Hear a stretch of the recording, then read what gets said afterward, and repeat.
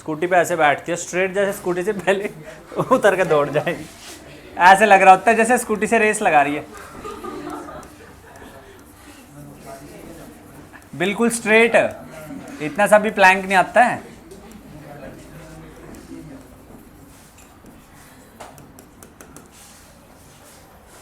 Application of derivatives आ गया।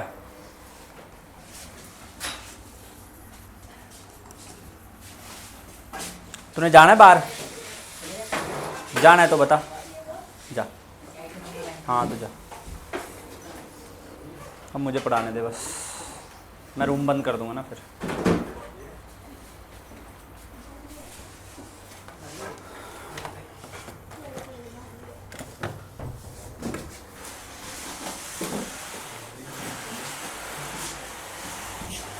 ओए रुद्र आ गया? नहीं, ये लेट आता ना फिर। पहली एप्लीकेशन है rate of change, rate of change. दूसरी एप्लीकेशन है स्लोप ऑफ, नहीं, equation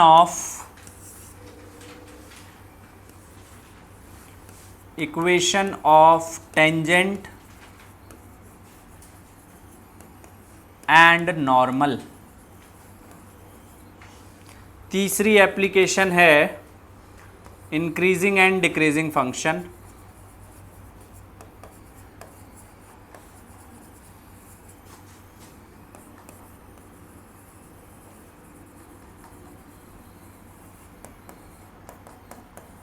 And the fourth one is maxima and minima.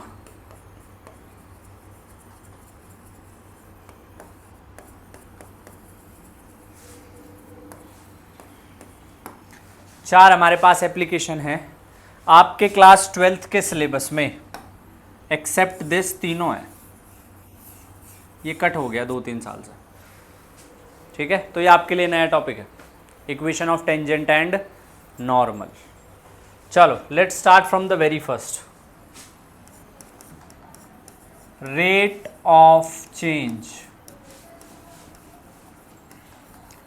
दो वेरिएबल हैं, y जो है वो x का फंक्शन है, y जो है वो x का फंक्शन है, तो इसके अंदर जो x है that is independent variable. Independent variable. जो y है वो डिपेंडेंट वेरिएबल है। y डिपेंड कर रहा है किसके ऊपर? बोलो, x के ऊपर। फॉर एग्जाम्पल अगर मैं कह देता हूं वॉल्यूम ऑफ अ स्फीयर, तो कितनी होती है? 4/3 पाई आर क्यूब। अब यहाँ पे जो रेडियस है वो इंडिपेंडेंट है, रेडियस किसी चीज़ पे डिपेंड नहीं करती, लेकिन वॉल्यूम रेडियस पे करती है। अगर रेडियस इंक्रीज होगी तो वॉल्यूम भी इंक्रीज होगी, अगर रेडियस डिक्रीज होगी तो वॉल्यूम भी डिक्रीज होगी। तो अगर मुझे वॉल्यूम का रेट ऑफ चेंज निकालना है विद रिस्पेक्ट टू टाइम, तो ये मेरे पास 4/3 pi as it is, r cube का डेरिवेटिव आ जाएगा 3r² dr/dt। ठीक है? अब आपको ये आप तभी कैलकुलेट कर सकते हो जब आपको ये पता हो और ये पता हो। ये दो चीजें आपको पता होनी बहुत जरूरी है। समझ आई बात? फॉर एग्जाम्पल क्वेश्चन है जैसे the radius of a sphere, the radius of a sphere changes at a rate of 2 centimeter per second. What is its rate of change of volume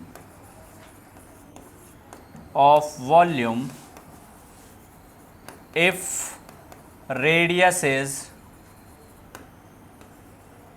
4 centimetre.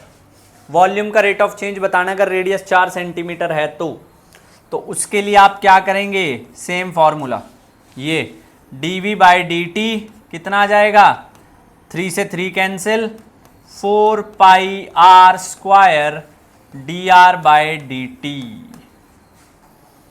तो यहाँ से अब आप वैल्यू रख दोगे, D we by D T की value कितनी आ जाएगी, 4 पाई आर की वैल्यू कितनी गिवन है, 4 का square, D R by D T कितना है 2, तो ये कितना आ गया आपके पास 128 pi centimetre square, not square, cube, volume के लिए क्यूब, एरिया के लिए स्क्वायर। इस तरीके से आप कैलकुलेट करेंगे। इतनी बात समझ आई है, बोलो यस और नो। चलो लिखो इसको, फिर और बातें करेंगे इसके बारे में। आपको समझ आया? ठीक है।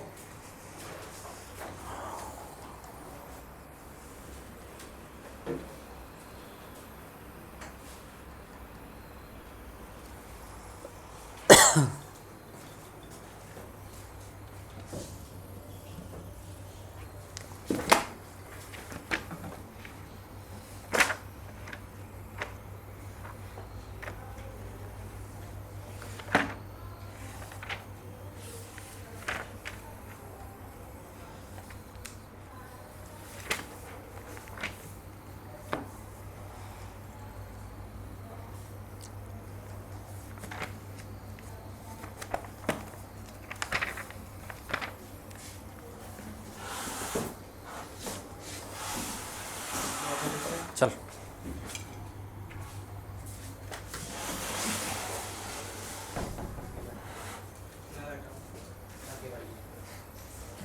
तो एक पे अच्छे से नहीं आ रहा है, दो पे कैसे बैठ जाएगा? क्या मजबूरी थी Piyush?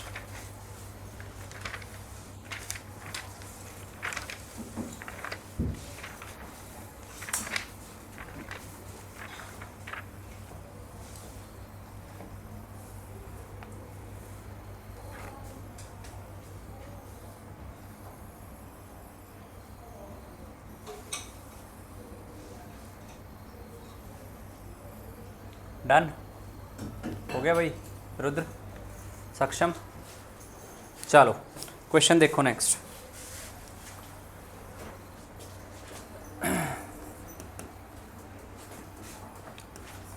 If the area of a sphere changes uniformly,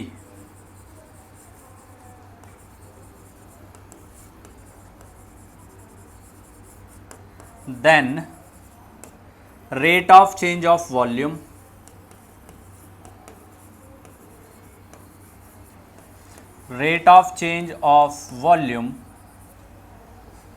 depends on R as, R पे किस तरीके से डिपेंड करेगी ये हमको बोला गया है, ठीक है। कुछ भी ऑप्शन ले लो, r square, r 1/r, 1/r square, ये है मेरे पास ऑप्शन। जो एरिया है स्फीयर का वो यूनिफॉर्मली का मतलब कांस्टेंट चेंज, बदल तो रहा है लेकिन कांस्टेंट रेट से बदल रहा है। So what is the area of sphere, 4 pi are square. अगर मैं इसका रेट ऑफ चेंज कैलकुलेट करता हूं D A by D T, कितना आ जाएगा 8 pi R D are by, अब D A by D T constant है, एरिया कांस्टेंट नहीं है, एरिया का रेट ऑफ चेंज कांस्टेंट है।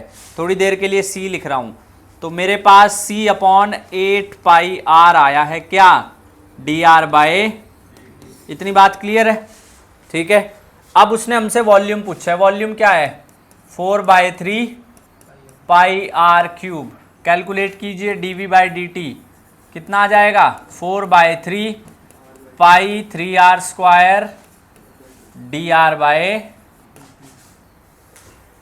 अब आपने क्या करना है, ये जो d are by D T की वैल्यू इसको उठा करके वहां पे रख दो, तो D we by D T की वैल्यू आपके पास कितनी आ जाएगी 4 pi are square c upon 8 pi are.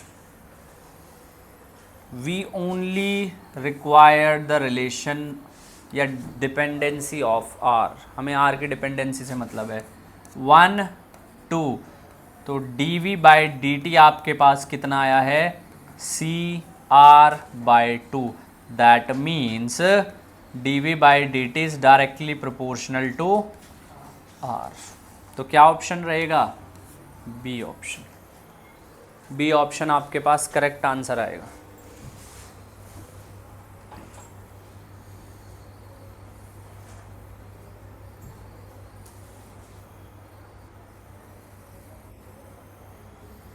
B option आपके पास करेक्ट आंसर आएगा।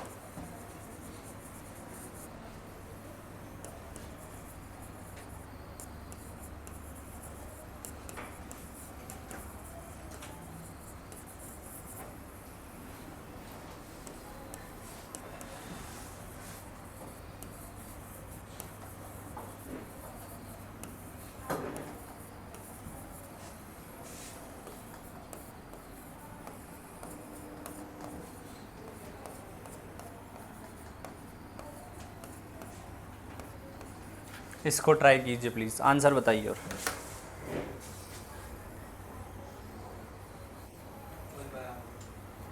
सेम ही आया,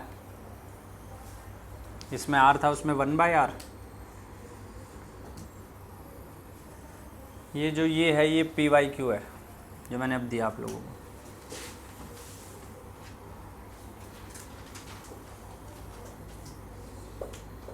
बताओ मुझे इसका क्या आएगा। सेम स्टेप्स फॉलो करने जैसे उसमें किए। ठीक है, समझ आ गया ना मतलब।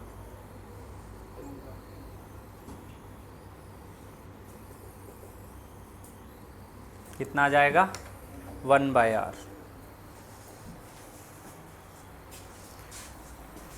इस बार उल्टा, इस बार आपको वॉल्यूम का जो है वो गिवन है, यानी कि इस बार dv बाई डी टी जो है जो कि आएगा 4πr² dr by D T.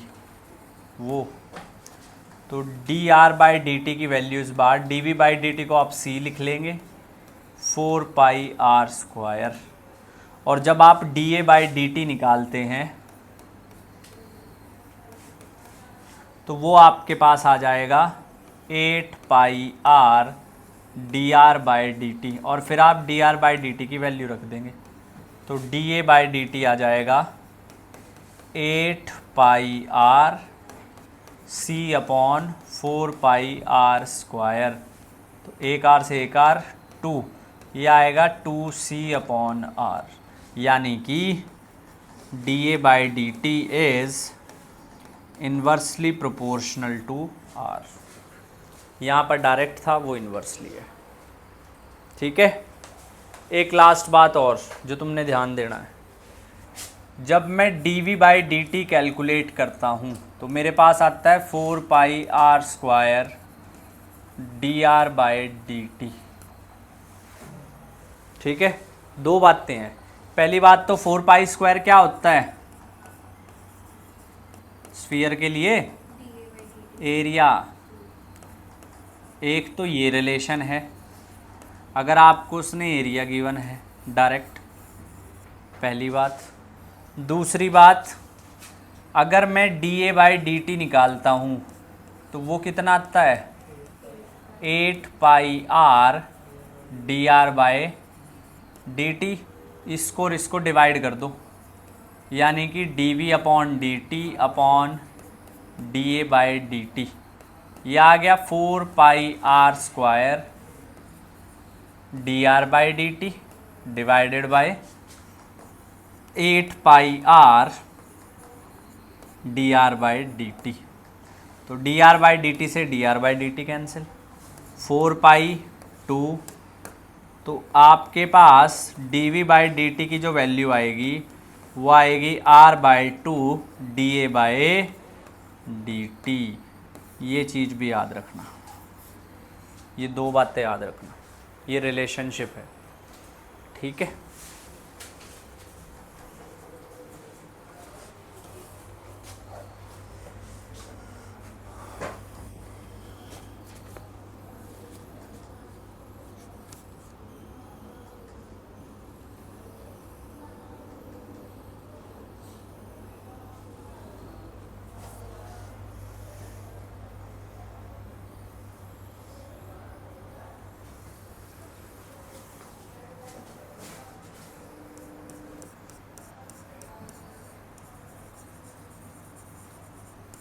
A balloon is pumped at the rate of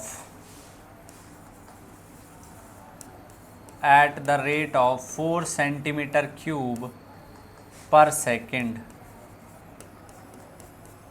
What is the rate of increase of area if radius is 4 centimetre? ये हमसे पूछा गया है। तो अभी पिछली स्लाइड में फॉर्मूला ये वाला उठाना है आपने। कौन सा? ये कहाँ गया? 2c upon are.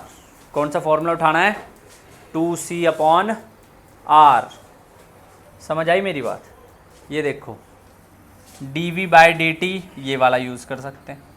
तो इस फॉर्मूले में जब मैं वैल्यू रखता हूँ तो कितना आ जाएगा मेरे पास? dv बाई dt कितना है? 4 और r कितना है? 4 अपॉन 2 da बाई dt। देखो काम कितना आसान हो गया। 4 से 4 कैंसिल, तो da बाई dt कितना आ गया? 2 सेंटीमीटर स्क्वायर पर सेकंड। कर लोगे क्वेश्चन आप ऐसे अगर आए तो? ठीक है, 2 सेंटीमीटर स्क्वायर पर सेकंड। डायरेक्ट आपने फॉर्मूले में वैल्यू रख दी। चलो नेक्स्ट लिखो क्वेश्चन। अब थोड़े से क्वेश्चन करते हैं अलग से। बोलूं? A point moves in a straight line. A point moves in a straight line during the time a point moves in a straight line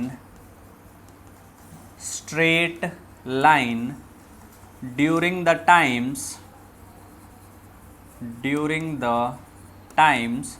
t equals to 0 to t equals to 5, t equals to 0 to t equals to 5 according to the laws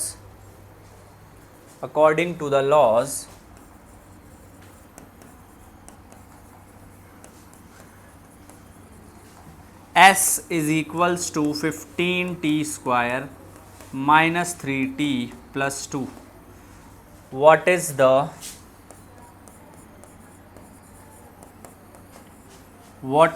the average velocity? What is the average velocity of the point? What is the average velocity of the point? Point की average velocity बतानी है। Point की average velocity बतानी है। बताओ ज़रा कितनी आएगी? करो।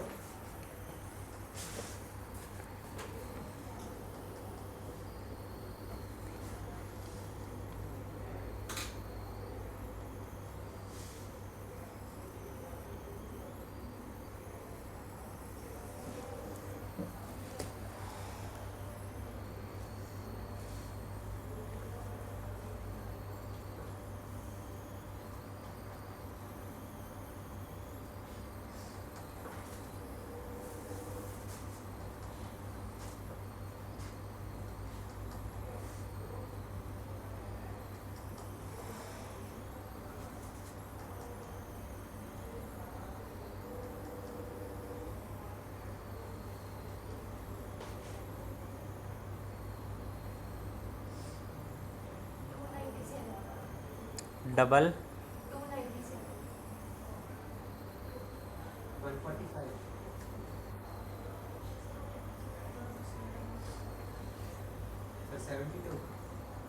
इतनी जल्दी आंसर बदल दिया।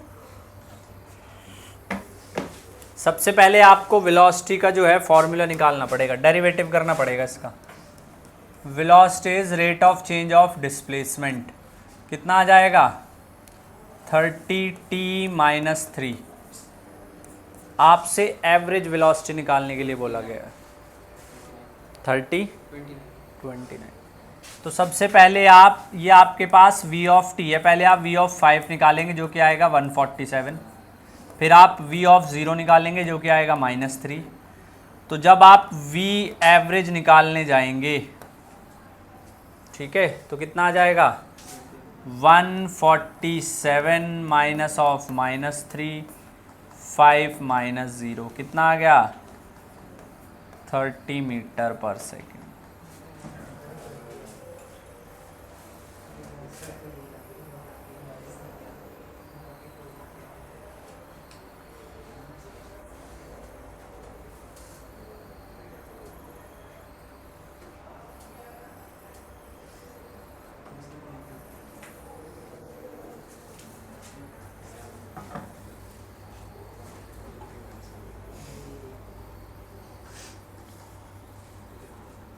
नेक्स्ट करेंगे find the points on the ellipse, find the points on the ellipse eight which the ordinate decreases, at which the ordinate decreases at the same rate at which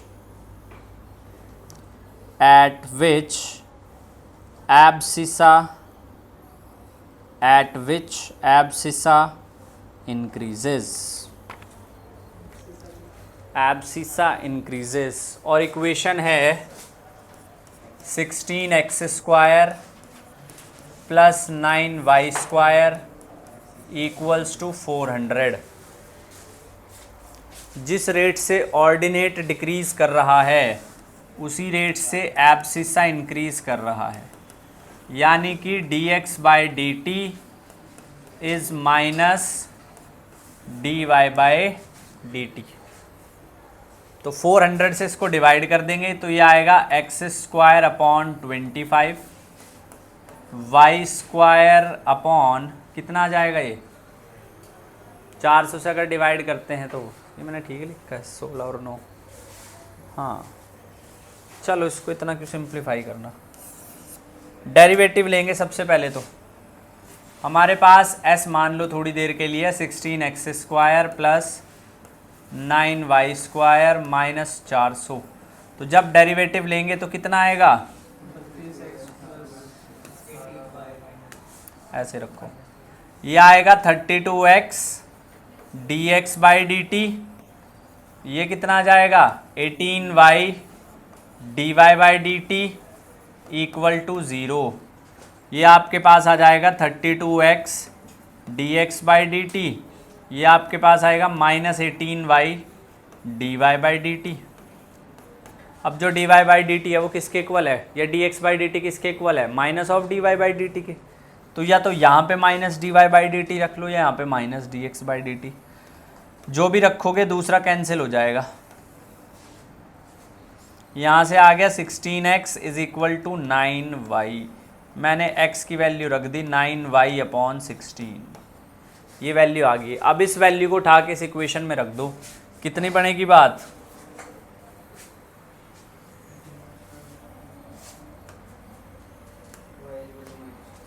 equation है 16x² plus 9y² equal to 400।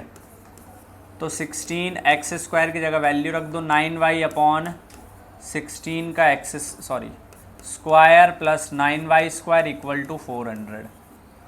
तो 16 multiply 81 256 y² plus 9y² equal to 400।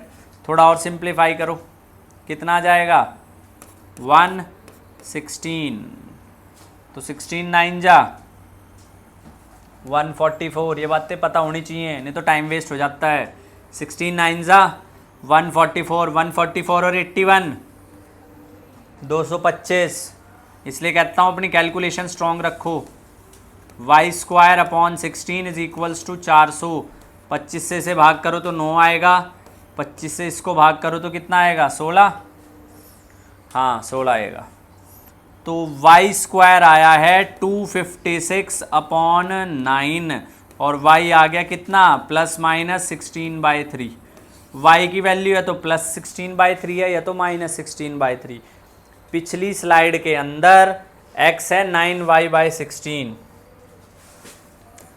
x आया है 9y/16। अगर मैं y को कहता हूँ 16/3 तो x मेरे पास आएगा 9 × 16/3 × 16, x आया है +3। और अगर y को मैं लेता हूँ -16/3 तो x कितना आएगा -3। या तो पॉइंट होगा -3 -16/3 या पॉइंट होगा 3 और 16/3। ऐसे क्वेश्चन को समझिए और ऐसे क्वेश्चन भी कीजिए, ये आपके पास आंसर आएगा। समझ आई मेरी बात? एक क्वेश्चन और कर दो फिर।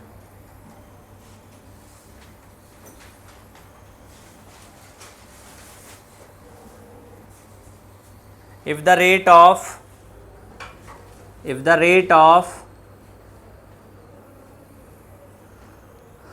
decrease of, पीयूष लिख ले, if the rate of decrease of x square by 2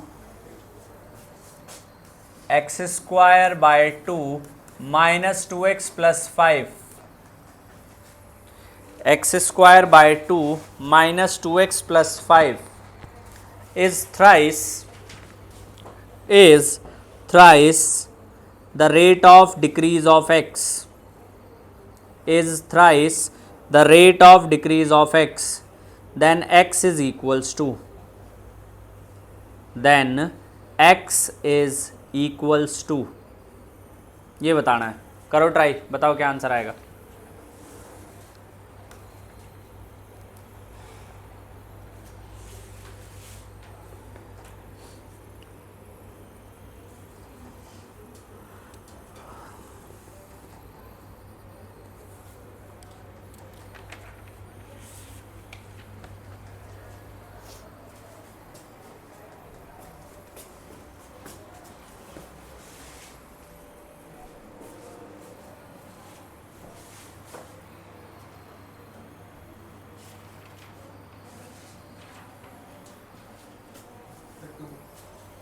कितनी आई x की वैल्यू?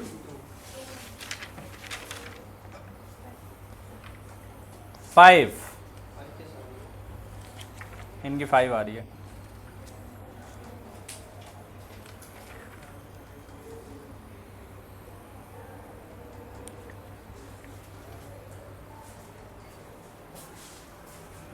इसका रेट ऑफ चेंज निकालेंगे, एक्स स्क्वायर का क्या आ जाएगा डेरिवेटिव?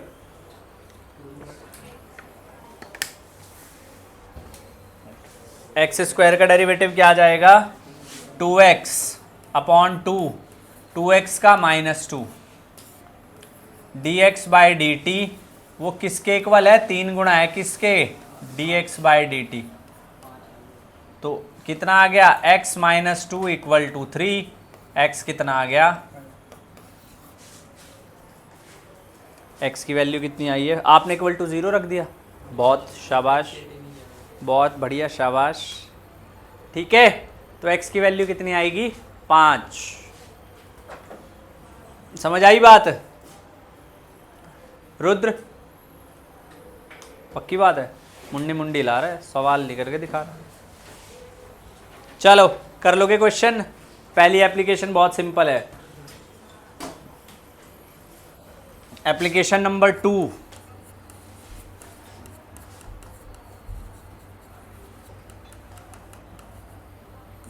उससे पहले मुझे क्वेश्चन करके दिखाओ। एनसीईआरटी लेके आए हो? कोई बात नहीं।